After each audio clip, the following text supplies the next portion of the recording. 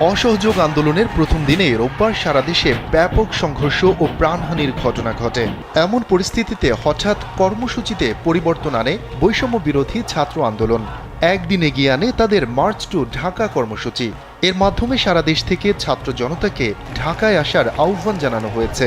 বলা হয়েছে এটা হবে চূড়ান্ত লড়াই।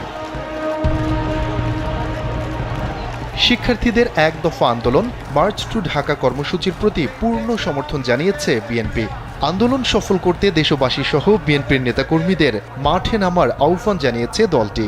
একই সঙ্গে অন্যান্য রাজনৈতিক দলকে নিজ নিজ এলাকাতেও আন্দোলন চালিয়ে যাওয়ার অনুরোধ করেছে তারা। শুধু বিএনপি নয়, আন্দোলনরত শিক্ষার্থীদের মার্চ টু ঢাকা কর্মসূচিতে সংহতি জানিয়েছে হেফাজতে ইসলামও। ছাত্র জনতার এক দফার আন্দোলনে দেশবাসীকে সমবেত হওয়ার আহ্বান জানিয়েছেন সংগঠনটির আমির আল্লামা শাহ মুহিবুল্লাহ বাবুনগরী।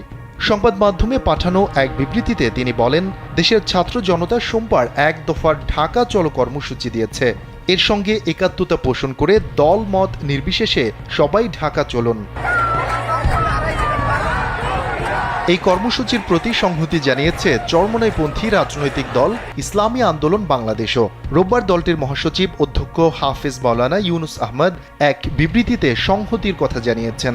বিবৃতিতে ইসলামী আন্দোলন মহাসচিব বলেন, সরকারের অপরিণামদর্শী সিদ্ধান্তের কারণে রোববারও প্রায় ১০০-র মতো মানুষ নিহত হয়েছেন।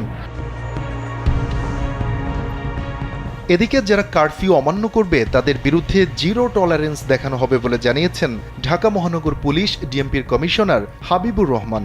তিনি বলেন, ডিএমপি এ পর্যন্ত ধৈর্যের পরিচয় দিয়েছে। তাদের ব্যবস্থা আন্দোলনকারী ছাত্রদের বিরুদ্ধে নয়, নাশকতাকারীদের বিরুদ্ধে। তাই যে কোনো নাশকতাকারীকে বিন্দু মাত্র ছাড় দেওয়া হবে না বলেও হুঁশিয়ারি দিয়েছেন ডিএমপি কমিশনার। সেনাবাহিনীর পক্ষ থেকে জানানো হয়েছে, আবারও দেশের আইন শৃঙ্খলার অবনতি ঘটায় অনির্দিষ্টকালের জন্য কারফিউ জারি হয়েছে।